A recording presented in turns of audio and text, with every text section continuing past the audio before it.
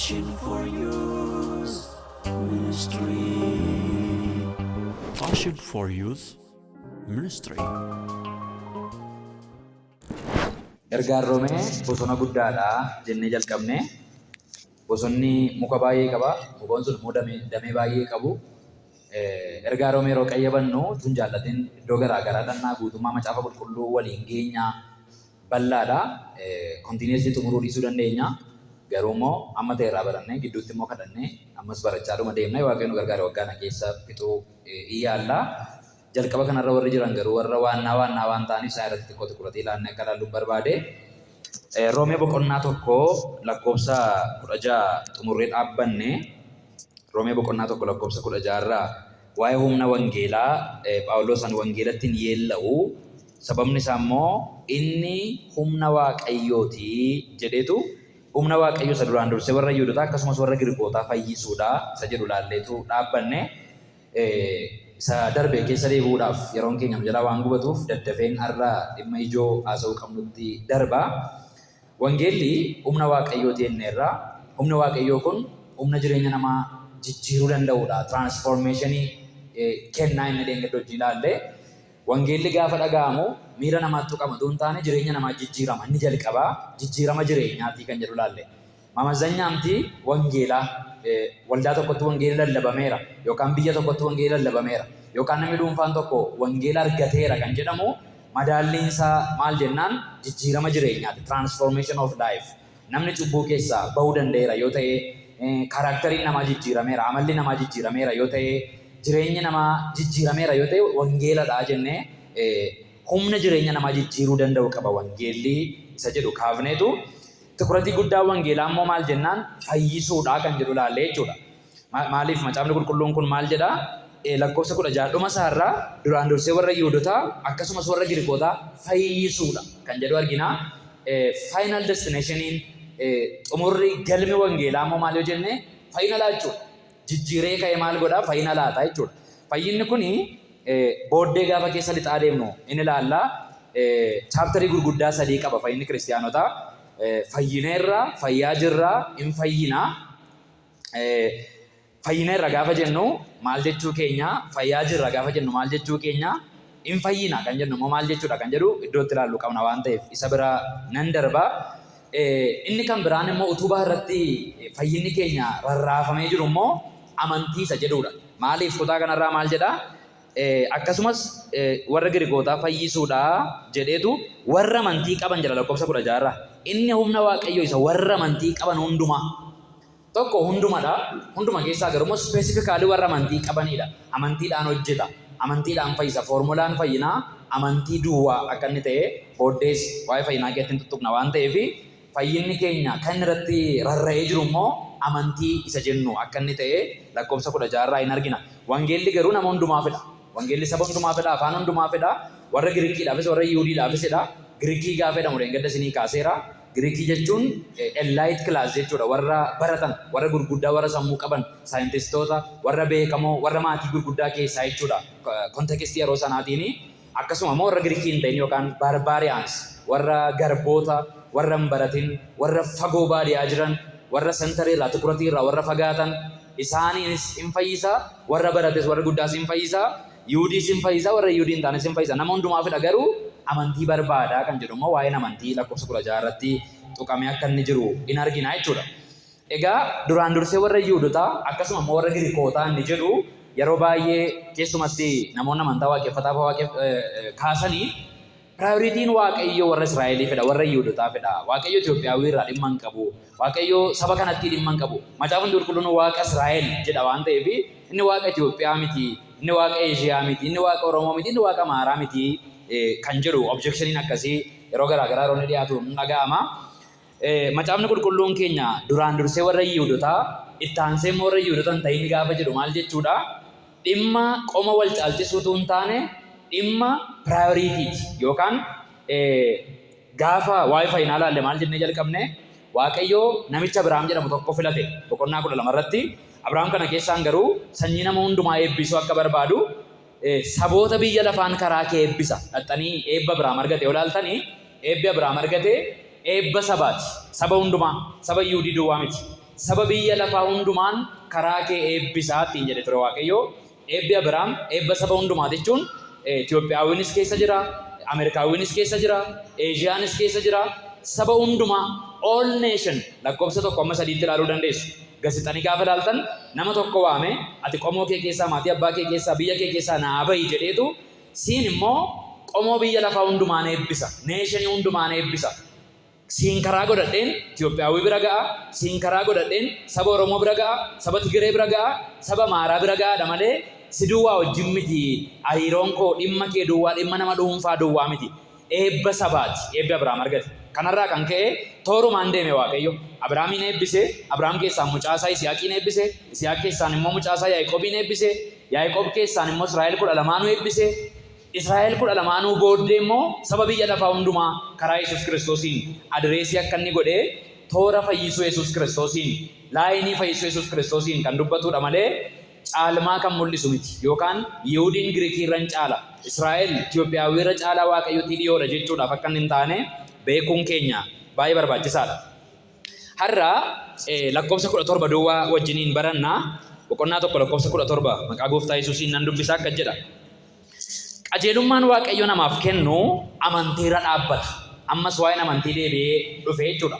Lakkoofsa 16 irraa sila maal jenne humni wangeelaa amantii irratti kan rarraafameedha. Fayyinni kakuu haaraa amantii irratti kan rarraafameedha.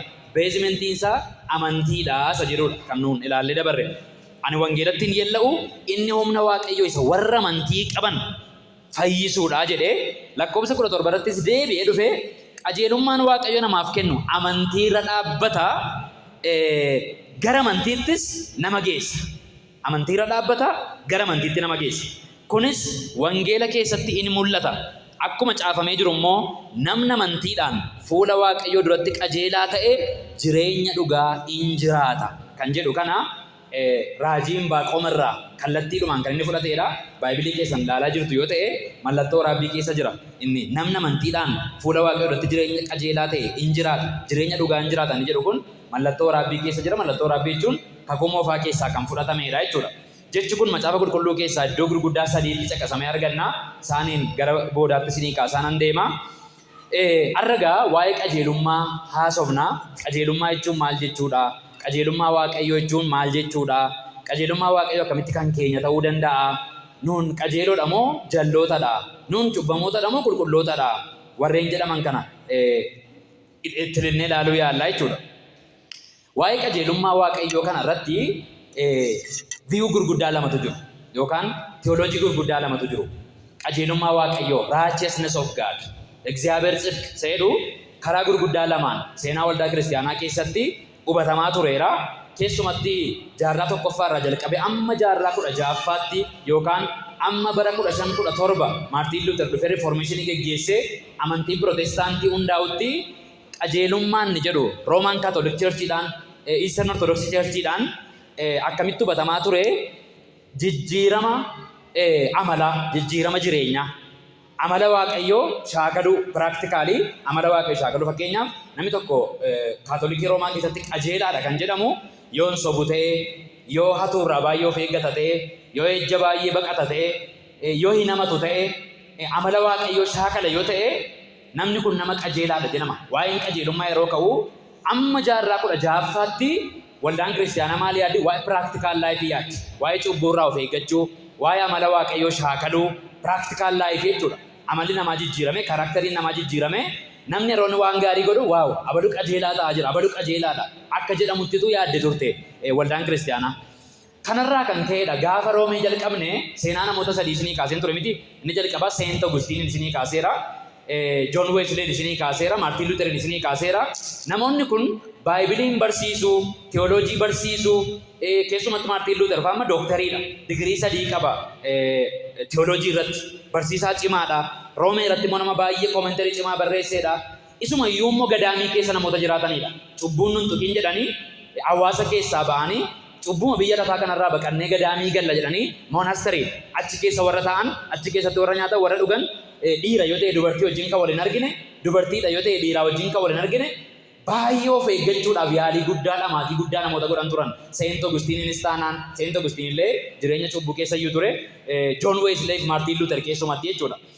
Garuu utuma kana yaalanii kana godhanii keessi isaanii guutuun turre. Waaqayyo akka isaanitti gammadu, Waaqayyo akka isaan jaallatu, Waaqayyo abbaa isaanii akka ta'e hin beekan turan, hin amanan turan. Yeroo hundumaa ceephootu isaanitti dhaga'ama. Yeroo hundumaa Waaqayyo dhimma koo hin qabu, jireenya bara baraa argachuun koo iyyuu shakkiidha. Arratu battala kanatu gooftaan ka'ee dhufe jireenya bara baraa argachuun koo nama shakkisiisaa kan jedhu yeroo hundumaa sodaa du'aa, sodaa jireenya bara baraa, dhufaatii gooftaa isa macaafa qulqulluun akka misraachotti dubbatullee guyyaa tokkicha dingata nurra ba'e gudii nu godhaa.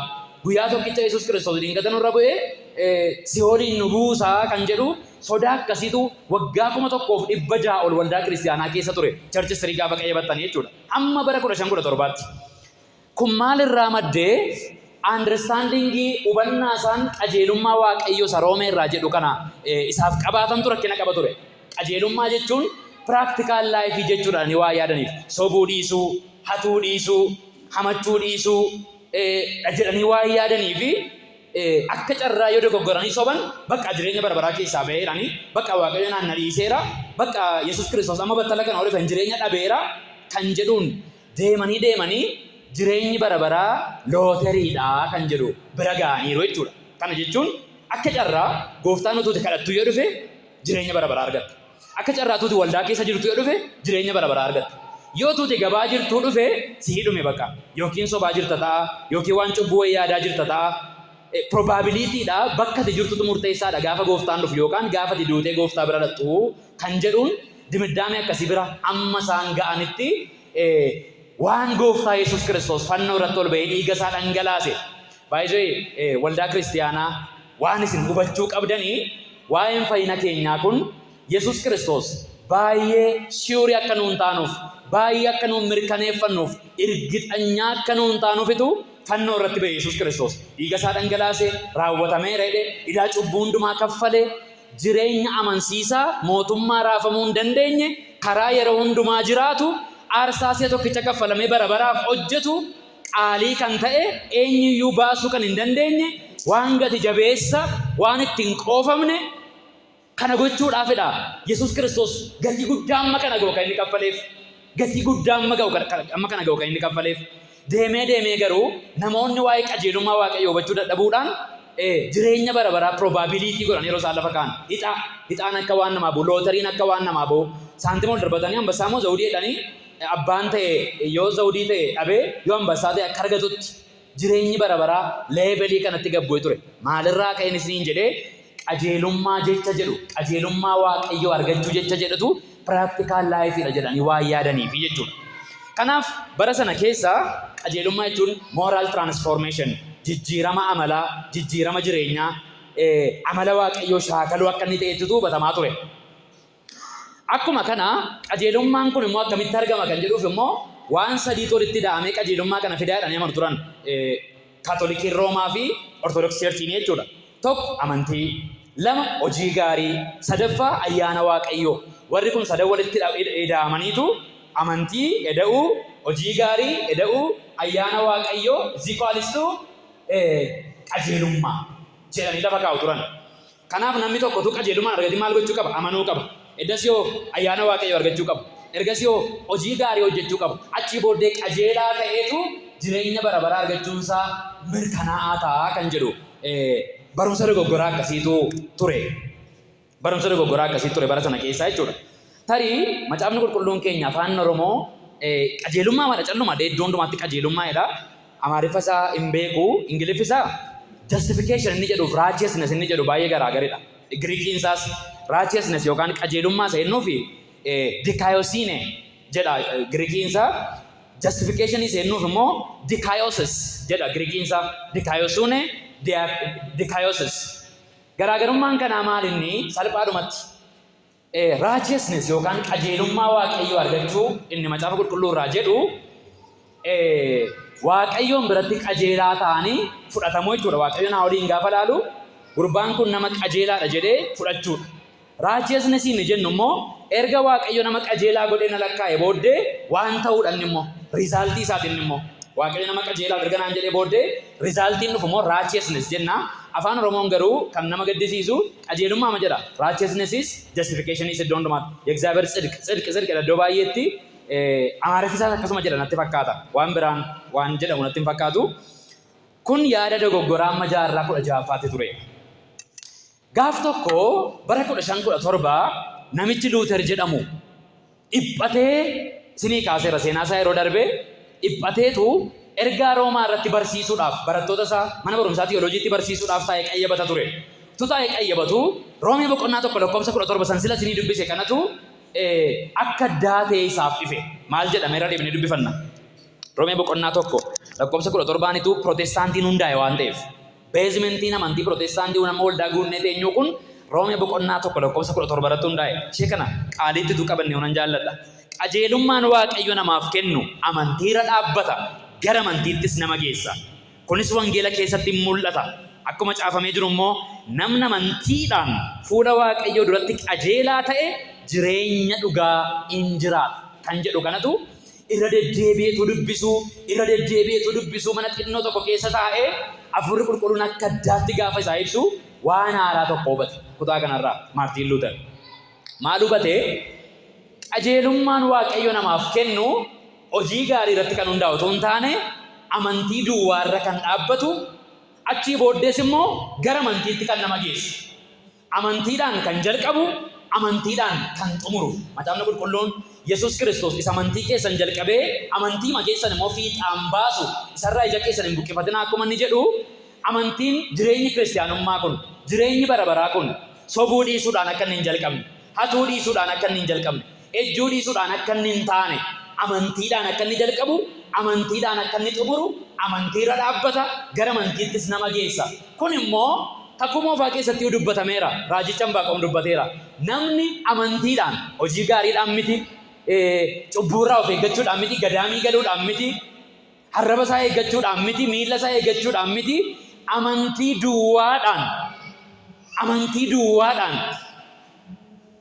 Waaqayyo duratti qajeelummaa argatee ergasii booddee jireenya dhugaa jiraata. Toorri isaa akkasii jechuudha. Jalqaba namana, achii booddee qajeelummaa argata, sadaffaa irratti jireenya dhugaa jiraata. Warri Kaatoolikii immoo ol jala fuudhan jalqaba namana, ergasii jireenya dhugaa jiraata, macarrashaa irratti qajeelummaa argata jedhan. Toora isaatu ol jala badee jechuudha. Kun amma yaada wayii tiyoorii wayii waan nama cannaqu wayii miti. Laayifiidha waan ta'eef kun nuun galu taanaan bacirraash jireenya Waaqayyoof ta'u jiraachuu hin dandeenyu. Kana jala mureen isinitti hima. Waanan foormulaa nama jedhu kun nuun galle taanaan mana Waaqayyoo keessa yeroo dheeraa turuu dandeenya, tajaajiluu dandeenya, dargaggeessa ta'uu dandeenya, kitaaba baay'ee dubbisnee irra ta'uu danda'a. Waana nama dubbataa jiru kun nuun galle taanaan tasumaa utuu kun nuun galin jireenya furaa nuu galuu hin danda'u. Utuu foormulaan kun nuun galin jireenyi bara baraa nuu galuu hin danda'u. Irran isinii deebi'a. Rooman Kaatoolik Cheerchiin maal jedhu? Amantii fi ayyaanaaf hojii gaariitu walitti da'amanii moral transformation fidu yookaan jijjiirama amalaa practical life nama jijjiiru, sobarraa nama dhowwu, cubburraa nama dhowwu, macarrashaa irratti namni qajeelaa ta'ee jireenya bara baraa argata. Maartiin Luuter garuu kana dubbiseetu no Anbaaqoom dubbateera, akkas jedhee dubbate. Namni amantiidhaan jalqaba. Fuula Waaqayyoo duratti ergasii booddee qajeelummaa argata. Lammaffaa irratti, sadaffaa irratti immoo hojii gaarii hojjeta, hojii qajeelaa hojjeta. Practical life macarrashaa irra dhufaa kan jedhu orderii isaa wal jala dabarsee hubate. Garaagarummaan Protestaantiif Kaatolikii gidduu kanadha. Garaagarummaan Ortodoksii Cheerchiif nu gidduu kanadha. Namni qajeelaa ta'e hojii qajeelaa hojjeta malee hojii qajeelaa hojjetee raawwatee dhumarratti qajeelaa ta'a miti. Waan qajeelummaa immoo beezmentiin isaa amantiidha malee hojii gaariis miti. Moral transformationis miti. Qajeellee eddasii amalli keenya jijjiirama. Qajeelaa taanee eddasii cubburraa fagaanna malee cubburraa fagaannee kaanee qajeelummaa arganna mitiidha. Wanti Luuter hubate jechuudha. Gaafan kana hubadhee lapheen koo na keessatti dhaate, onneen koo akka dhaattee hin beeknetti dhaatee jedheen. Maaliif jennaan kanaan dura ani cubburraa of eeggadheen seera Waaqayyo 1, 2, 3 jedhee barreeffadhee eegeen gaafan ishee eegee wanti gaariin natti dhaga'amu jireenya bara baraa argadhan si'aa ture. Ani kanaan dura cubburraa of eegeen seerota wayii barreessee ishee shamaddadee kana booddee sobuu hin qabu, kana booddee hatuu hin qabu, kana booddee akkas gochuu hin qabu jedheen yoon isheetti jabaadhee hojjedhe jireenya bara baraa argadha seen yaadaa ture. Lubbuun koo waraana guddaa keessa turte. Amma garuu alleen righteousness yookaan qajeelummaa kan keenya hin taane qajeelummaa qaama biraarraa dhufeedha.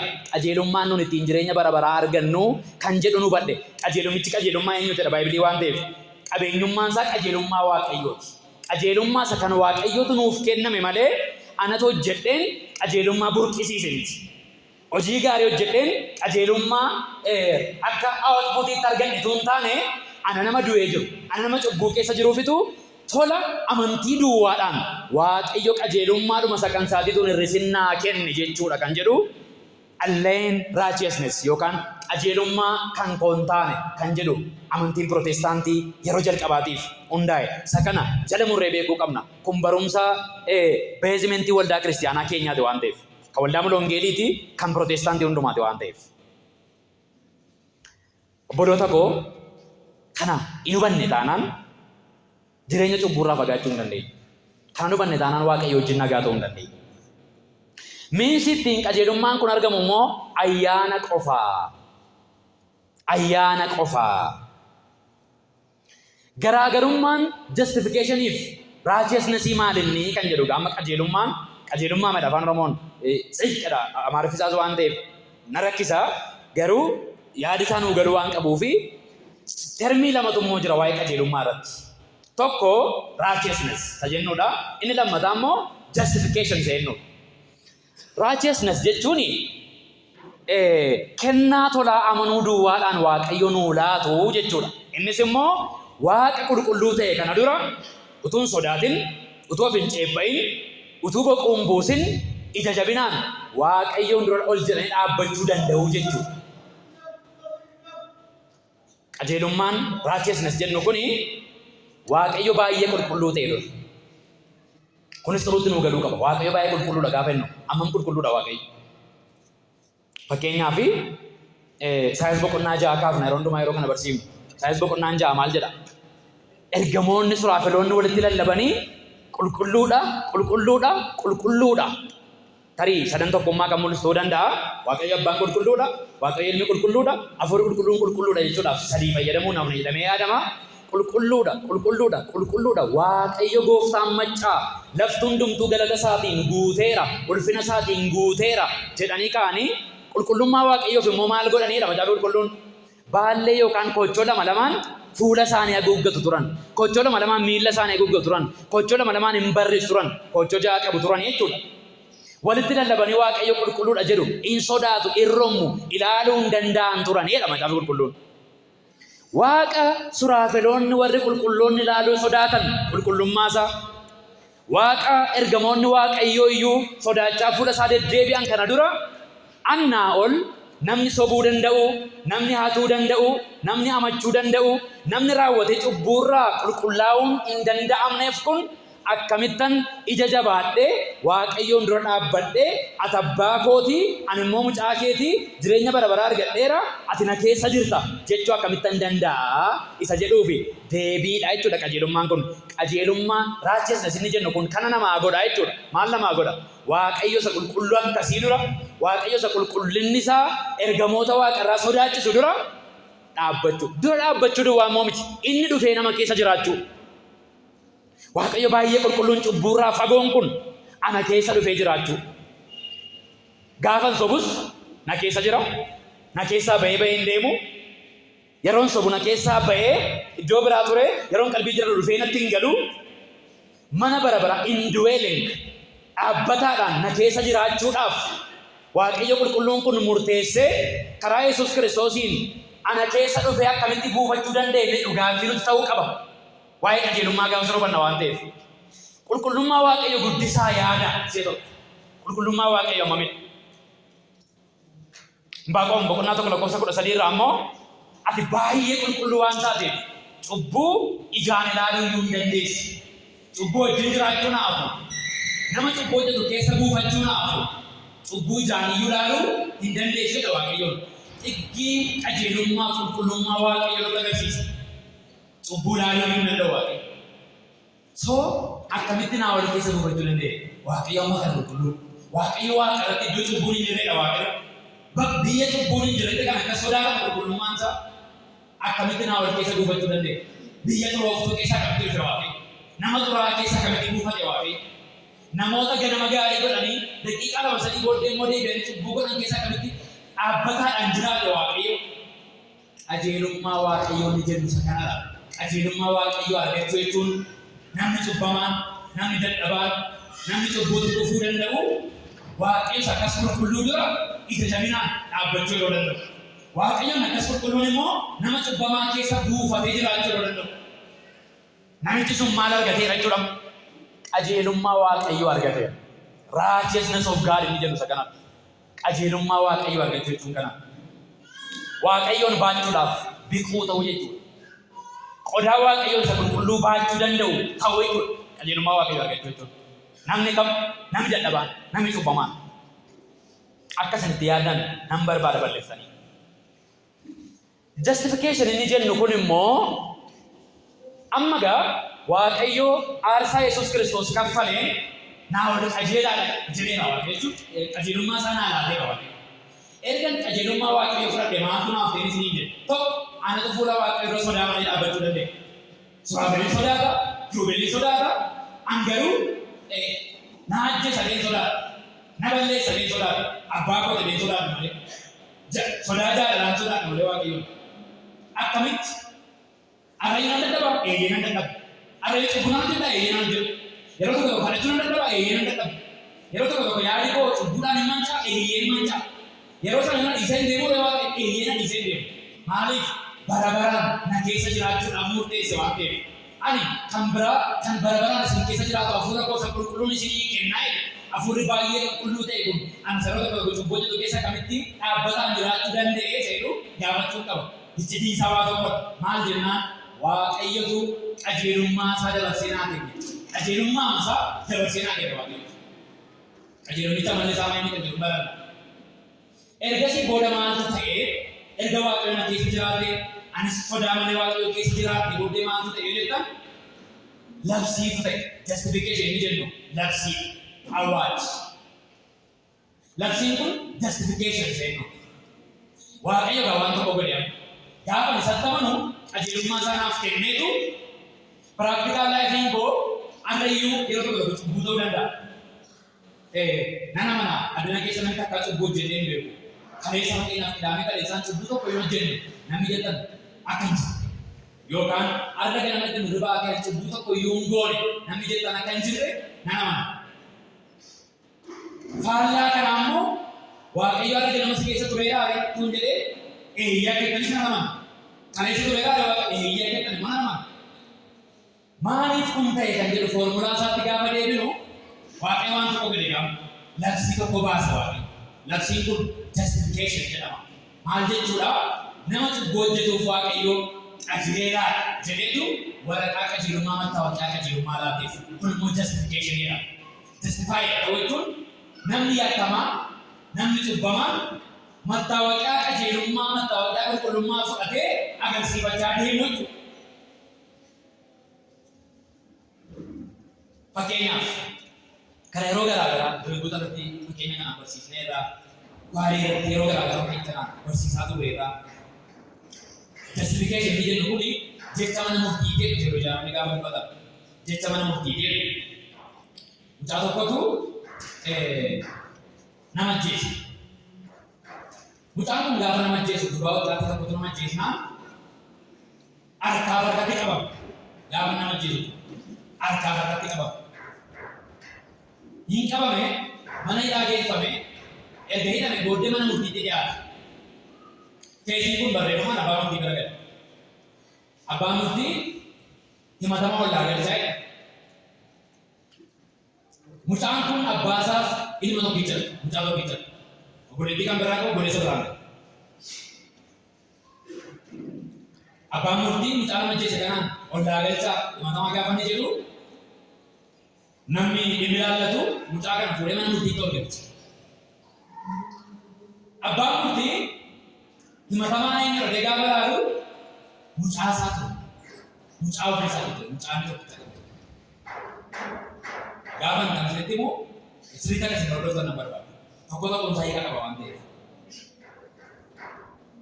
Utoo abbaa mucaa kanaa taatanii maaltu sitti dhaga'ama? Utoo abbaa mucaa kanaa taatanii mana murtiif illee maaltu sitti dhaga'ama? Maal gootu jira? Hin gammaddu baqaayyaa akkamitti qabameera? Ajjeefamu, ayyamu, umurii dhikkee ayyamu ta'anii murteessitu moo harkatti qabame akka xiqqoosanii hin qabdan biyya beeku iddoo namni baay'een jirutti ajjeesu firdii jallisuu dandeessu moo maal gootu? Sobaa murtii qabame. Kun wanta waaqayyoo ta'eera. Kun wanta waaqayyoo ta'eera. Gurbaa naa wajjin abboottu. Naa wajjin cubbamaa ta'uunsaa biyyi kan irratti beeku. Cubbamaa ta'uunsaa inni iyyuu kan irratti beeku. Kan mirkanaa'e kan beekame haaluu kan hin danda'amne. Waaqayyo immoo abbaa murtii qajeelaa firdii qajeelaa duwwaa barate. Macaafni qulqulluun beeknaa nama cubbuu hojjetu mindaan isaa du'aa. Waaqayyo immoo dubbatee dubbii isaa kan hin haalle, dubbii isaa kan hin jijjiirre, waaqa dubbii isaa amanamudha waaqayyo. Cubbamaa nama ajjeesaa jedha waaqayyo. Kun pirinsipilii waaqayyooti. Kan cubbamaa wajjin biratii qabu jedha waaqayyo. Kun pirinsipilii waaqayyooti. Naawwan kun gaafa inni qabamee dhufu waaqayyo rakkatee jechuudha.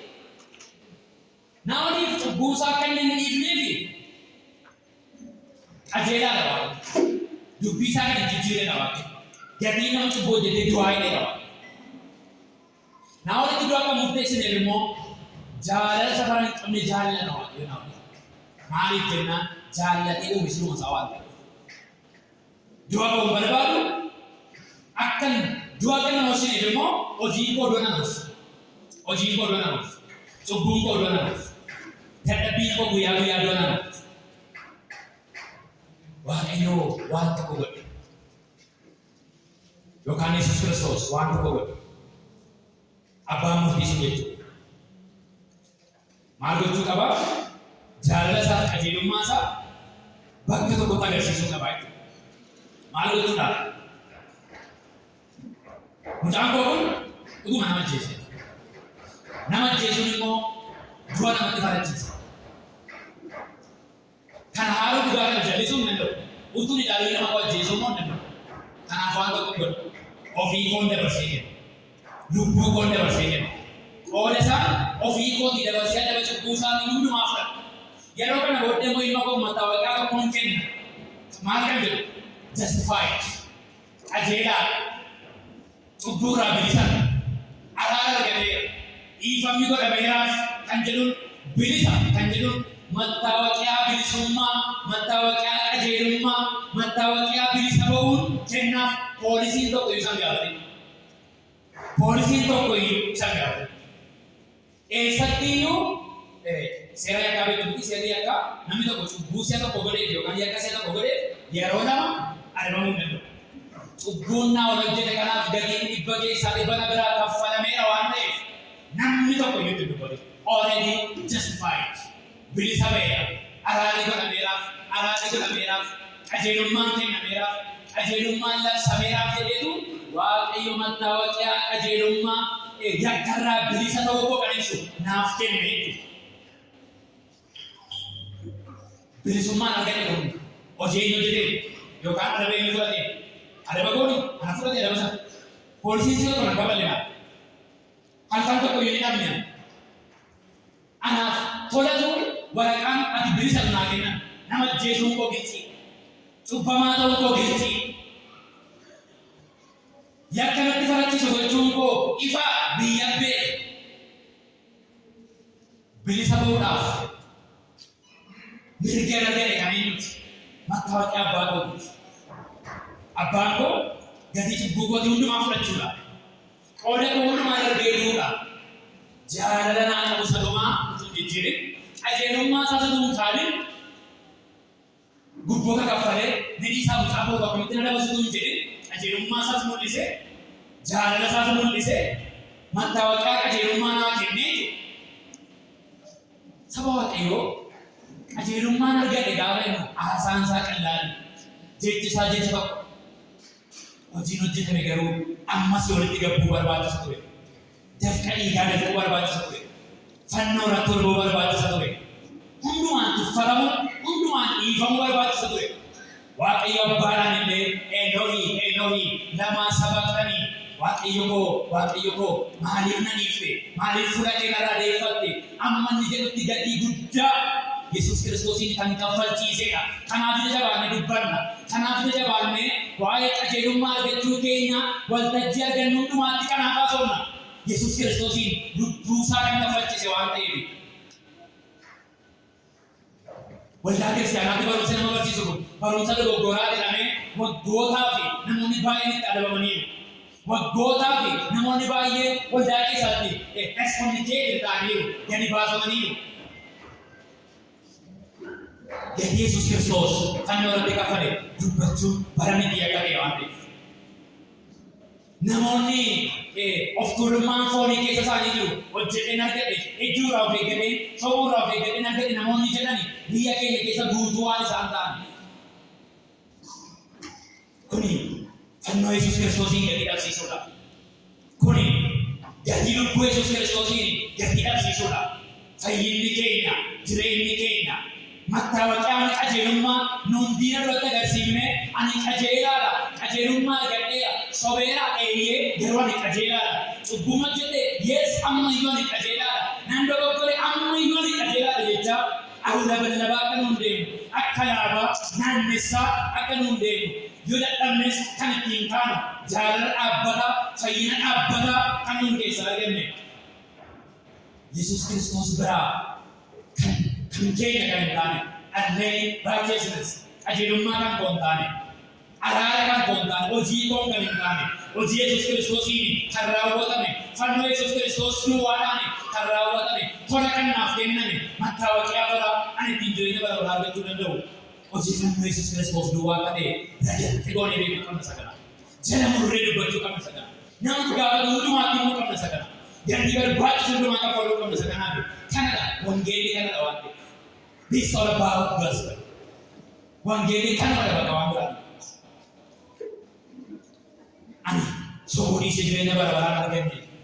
Ani haquu dhiisee jireenya bara baraan arganne. Ani cubbuurraa of eeggadhee jireenya bara baraan arganne. Qajeelummaatu tola naa lakkaa'ame justification inni jennu isa kanadha jechuudha.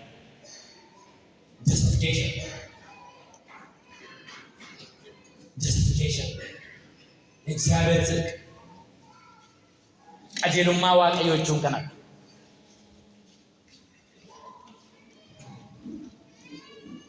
Maartiin Luuter amma dhugaa kana hubatutti jireenyi isaa jireenya dukkanaa, tajaajilli isaa tajaajila dukkanaa ture. Gaafa Roomee boqonnaa tokko lakkoofsa 17 dubbisu qajeelummaa waaqayyo namaaf kennu amantiirra dhaabbata, gara amantiittis nama geessa. Amanuu duwwaadhaan jalqabee hojii gaariidhaan ittiin fufu qajeelummaan kee. Kana qabadhaa. Ammayyuu qajeelummaan keenya hojii gaariidhaan itti fufuu hin danda'u. Waa sababa isaan isinitti hima. Waa lama isinii kaasa ganama qaba. Inni tokkoffaan Roomee boqonnaa Isaayaas boqonnaa 28 isiniin dubbisa. Isaayaas boqonnaa 28.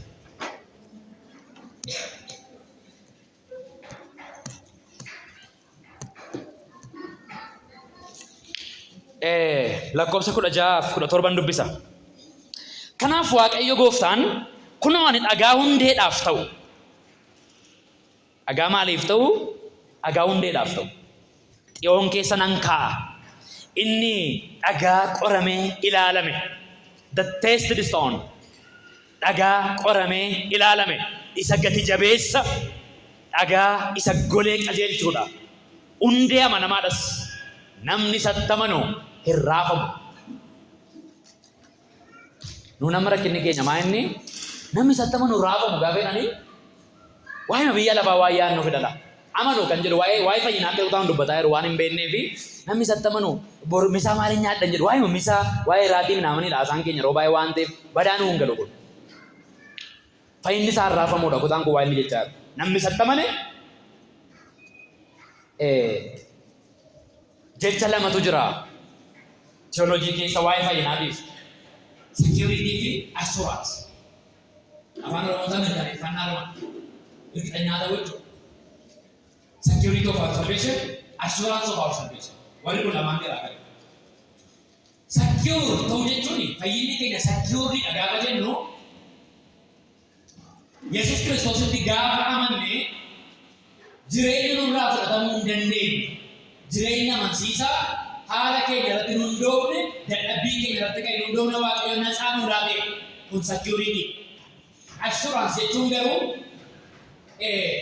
jireenya amansiisaa arganne kana nu mirkaneeffannee itti gammaduu jechuudha. Kan keenya assurance ni jedhu. Siurii ta'uu, security fayyina keenya siur ta'uu jechuudha. Amma rakkoo mataa kiristaanaa inni security fayyina isaanii beeku. Assurance fayyina isaanii hin qaban. Namoonni baay'een kan jechuun maal jechuudha? Jechuun fayyinni isaanii already secure ta'e. Fayyaniiru namoonni baay'een garuu akka fayyanii beekan. Security of salvation, assurance of salvation ini jedhu warra kaa'amanii. Gara Isaayaasitti isin deebisa maaliif kan jedhu jechuudha. Ani dhagaa hundeedhaaf ta'u xiyoon keessa nan kaa'a. Inni dhagaa qoramee ilaalame isa gati jabeessa. Dhagaa isa godhee qajeelchuudha hundee amanamaadhas namni isatti amanu hin raafamu jedheetu. Ani firdii ulee ittiin safaran qajeelummaas madaalli ittiin miijanan nan godha. Eenyuun? Yesuus Kiristoosiin. Maaliin godheedha? Waa lamaan godhaa'edha. Tokko meetiriin godhaa'edha. Inni lammataa dhagaa ittiin kiiloo mazananiin Yesuus Kiristoosiin godha. Agartaniittu ani firdii ulee ittiin safaran meetira ittiin firdiin safaramuun godha Yesuus Kiristoosiin. Inni kan biraanoo miijanan godha. Miijana ittiin maal safaramu? Qajeelummaan Waaqayyoo yookaan firdiin Waaqayyoo kan inni ittiin mazanamu miijanan isa godha. Dhagaan isa godha. Soba isin kooluutti galtan sana cabbiin hin balleessaa. Da'oo isin jalatti baqattanis lolaan hin jigsa. Sobi nuun jalatti baqanne maalinni? Da'oo amansiisaan taa'e nuun jalatti baqanne maalinni? Fayyina karaa Yesuus Kiristoos yana ta'e sanyiidhuma gaafa cubbootaan Addaamii fi Hawaa marxoo baalarraa marxoo isaa marxifatan suni torban tokko seenii kan haguugu ture yookaan guyyaa lamaaf guyyaa sadiif. Waaqayyo gooftaan garuu baalli sun akka isheen konsistensii hin qabne baree maal godhe? Baala sana irraa gafeetu maal godhe? Gogaa fuudhee uwwise. Dureebiliitii kan qabutti uwwise. Bara kana keessatti namoonni baala irratti tuuta'anii qullaa isaanii dhokfatan. Baalli hojii gaarii, baalli yaalii gaarii, shaakala gaarii nuun guyyaa guyyaatti goonu. Gogichi garuu qajeelummaa Waaqayyoo isa dhaabbataa, isa duree beekne, isa itti fufiinsa qabu, isa haalaan namarraa hin fudhatamne, isa yoo bokkaan itti roobe hin ciccinne, gogaan yoo bokkaan itti roobe hin ciccitu, yoo aduun itti ba'e san babbaqaqne, duree beekne wanta ta'e mul'isuudhaaf gogaatti uwwisee asii immoo soba siin kooluutti galtan kattaa dhagaa isa caccabaa isa humna hin qabne jalatti baqattan nan dhiigase maalan godha amansiisaa kan ta'e tokko fida Yesuus Kiristoosidha. Waa'ee kafaara dubbachaa jira. Isaayaas boqonnaa 28 irraa amma gabaa tokko isinitti mee raawwatu. Attenshiniin keessan naa wajjin haa ta'u. Yesuus Kiristoos waa lama godhee Waaqayyo abbaanii jedhee mataaf jedhe. Tokko maal godhee? Meetirii yookaan ulee safaraa ittiin firdii safaran. Inni lammataa dhagaa miijanarra taa'u. Dhagaa miijanarra taa'u. Fakkeenyaaf sukkaara kiiloo tokko dhattanii gaafa suuqiidhaa bitachuu dhattan. Namichi isinitti gurguru maalitti beeka kiiloo tokko ta'uusaa? Maal godhee beeka? Dhimma sana miti dhagaatu jira dhagaa safaraati. Dhagaan safaraa kun 1 kiloogiraam, 0.5 kiloogiraam, 0.25 kiloogiraam jedhee jijjira. Sukkaarri isin barbaadan kiiloo tokko ta'uusaa isinis kan isin mirkaneeffata. Namichi garaasaa qulqulluu haqqiinsaa sanatti hin dabarre haqqiinoo hin dabarre deegammadee kan isin ilaatu yeroo maal ta'u dhagiichee yoo jiraatu dhagaa kiiloo tokko asirra kaa'eetu sukkaara immoo itti naqa baalaansi gaafa ni wal godhu gaafa ishee xiqqoo tokko dhuftu maal ta'a sukkaarri kun kiiloo tokkodha birrii qonaa kenni jedhee birrii fudhatee sukkaara keessatti ni kennaa jechuudha. Waaqayyoo jireenya bara baraa kan fakkaate jireenya bara baraa laachuudhaa fi dhagaa safaraa tokko qaba Waaqayyo. Dhagichi eenyudha? Yesuus Kiristoosidha. Yesuus Kiristoosiin gamanaan ka'eetu Waaqayyo naa waliin gaafa jireenya wal laalaatu naa waliin immoo isaan ka'a asiin ka'a. Kana booddee maaltu ta'uu qaba naa wal jireenya bara baraa argachuudhaaf miizanni sun dhufuu qaba. Waan naasaa waa'ee cimaa miizana Yesuus Kiristoos irra dhaabbatee fi miizana naa walirra dhaabbatu maal ta'uu qaba? Toora madaalii gaarii fiduu qaba, wal qixa dhufuu qaba jechuudha. Kan Yesuus Kiristoos xinnoo caaluu qabu xinnoo gabbuu qabu. Kan naa waliin xinnoo caalu xinnoo gabbuu qabu. Macaaficha jedha waa'ee waan jiru kana. Yesuusiin maal godhe? Madaalii ittiin dhagaa ittiin madaalii safaran hin godha. Ulee safaraa ittiin qajeelummaan safaran hin godha jedha waaqayyo abbaan. Amma gaa naa wal kun miraakilii akkamiitiin Yesuus Kiristoos wajjin miizana tokko irra dhaabbatee kiiloo kaasuu danda'a qajeelummaan Yesuus. Kanaaf dhaabne fayyina keenya miraakiliidha kan jedhuuf waa'ee fayyina keenyaan galateeffanna gaafa jennu kanaaf maaltu ta'e beektu naa waliin Yesuustu miizana garaagaraa irra dhaabbatanii kiiloo isaanii tokko ta'e. Kiiloo maal isaanii? Furdina isaanii kiiloo qajeelummaa isaanii tokko ta'e. Haa. Kun amma bilaasfeemii fakkaata. Waaqayyoon arrabsuu fakkaata miti. Qajeelummaa naa waliif qajeelummaa Yesuus Kiristoos masalamee kiiloon isaa kan wal madaalu ta'e. Kan jedhamu waaqayyoon arrabsuu fakkaata miidhu. Baay'ee akkamitti kun ta'uu danda'e beektaa? Kun hin ta'u taanaan waaqayyo jireenya bara baraa laata. Jireenya bara baraa laata. Dhala namaa hundumaa tokko keenya hundumaa waaqayyo fuudhee miizanarra nu fakkaata. Yesuusiin garanaan ga'ee jira nu fakkaata hundumatti. Kiiloon keenya amma kan Yesuusiin ga'u taanaan eenyuuf jireenya laata? Maaliif Yesuus Kiristoos ulee isa baraa waan ta'eef. Firdiin kan ittiin safaramu, madaalliin kan ittiin kennamu, namni jireenya bara baraaf maluuf hin malle kan inni ittiin adda baafamu kiiloo tokko jira garanarra Yesuus dhaabbata. Kanaaf waaqayyo abbaan waan tokko gochuu qaba ture. Inni immoo maal gochuudha? Qajeelummaadhuma Yesuus keessa jiru fuudhee fudhachuu qaba. Naa waliif laachuu qaba waaqayyo. Yoo akkas ta'e malee naa wal miisii kamiyyuu jireenya bara baraa gochuu of eeggatee waan meeqa barreessee moonastiriitti galee gadaamii galee mana cufatee taa'ee jireenya bara baraa argachuu hin danda'u naa wal. Yoo maal ta'e malee yoo abbaan madaallichaa qajeelummaa Yesuus Kiristoos keessa jiru fuudhee naa wal keessa kaa'e malee kiiloon keenya dhufuu hin danda'u. Kanaaf amma ani Yesuus Kiristoos wajjin dhaabbadhee kiiloo tokkorra kiiloon tokko dhufeera. Akkamitti hojjetan kan koomiti hojii koomiti. Yesuus Kiristoos qajeelummaa masakansaa utuu hin hir'atin, utuu hin dabalin, utuu hin jijjiiramin fuudhee na keessa waan galcheef. Qajeelummaan koo qallee righteousness inni jedhu isa kanadha. Qajeelummaa kan koo hin taane, qajeelummaa qaama alaataa naa dhufe, qajeelummaa waaqayyoon hojjetee naa kenneedha. Qajeelummaan koo hojiin koo itti dalagamu, sobuu yoo dhiise itti dalagamu, inni nama barsiisaa itti dalagamu fayyina kootti, inni nama dhaabbatee dafqee waa meeqa dubbisee dhufee yaadu itti dalagamu fayyina kootti.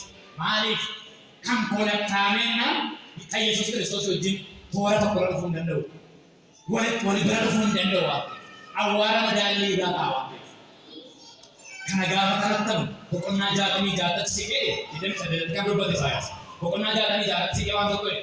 Qajeelummaan koo Yesuus Kiristoos wajjin miizana tokko irra dhaabbatee moofaa baarsaa ta'ee mul'ate. Cubbuu koo miti. Qajeelummaa koo sanitti dafqee waaqayyoof beessa dhiyeessutu waaqayyo irratti dhiyaannaan moofaa baarsaa kan waaqayyo xureeffatu kan waaqayyo ilaalee fiigee irraa baqatu ta'e qajeelummaan koo.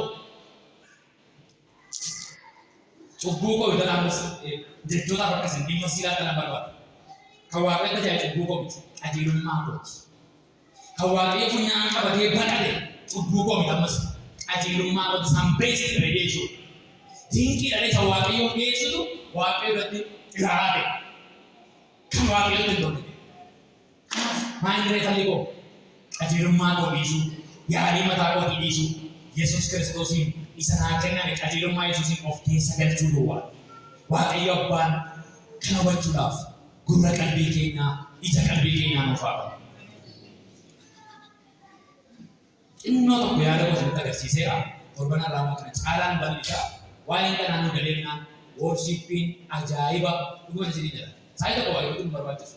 Kun nu galeennaan imimmaaniif dhaabbachuu hin dandeenyu. Yeroo maqaa waaqayyoo yeroo waa'ee fayyina keenyaa ta'u yeroo ati qajeelaan gootatti na fayyifte gaafa jennu kaalkuleeshinii isaa godhatu nuu galee callumanne warra isaa tokko hin ilaaluu hin dandeenyu. Caluma ne warra ta'u teenyee ilaaluu hin dandeenye. Sheemiin nuun qabu. Nama keessaa kaanee maayiliin ka'ee dhaabbatu. Maayiliin ka'ee namni maallaan jedhu. Maraatu dhanaan jira hin jennu maraatu ta'an utuu kun nu galee. Cubbuu hojii walitti hin soroomnu utuu kun nu galee. Jaalala waaqayyoo cubbuurraa kiiloomeetira hedduu nu fageessa utuu kun nu galee. Kun beezmentii fayyina keenyaati. Beezmentii jireenya keenyaati. Amma iyyuu ani kanuman jedha. Phaawulosis kana jedheetu waaqayyo hafuura isa beeku, spirit of wisdom, spirit of revelation.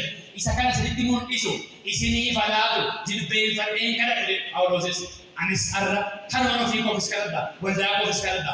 Waaqayyo kana hubachuudhaaf gurra qalbii keenya, laphee keenya nuuf eebsu waaqayyo.